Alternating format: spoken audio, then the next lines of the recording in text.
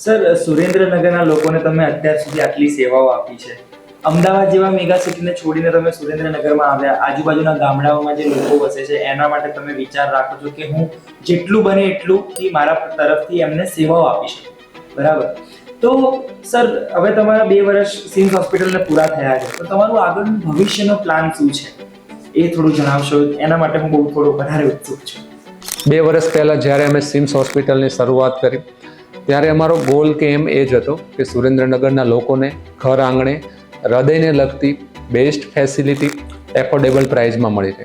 પછી અમે PMJ યોજના લાવ્યા, જેથી સુરેન્દ્રનગરના આજુબાજુના લોકોને નિઃશુલ્ક ભાવે ફ્રીમાં બેસ્ટ ક્વોલિટી કેર મળી રહે.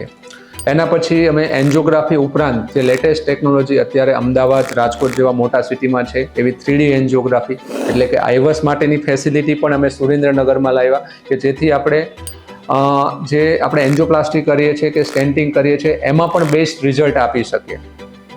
એના પછી અલગ અલગ લેટેસ્ટ ટેકનોલોજી એટલે કે IVL જે કેલ્શિયમ તોડવા માટેની જે લેટેસ્ટ ટેકનોલોજી છે, રોટા એબ્લેશન છે, લેસર ટેકનોલોજી છે, એનું પણ અમે ધીરે ધીરે શરૂઆત સુરેન્દ્રનગરમાં કરી, જે આજ સુધી સુરેન્દ્રનગરમાં એના અંગે વિચારતા પણ નહોતા અથવા તો એની શરૂઆત પણ નહોતી થઈ.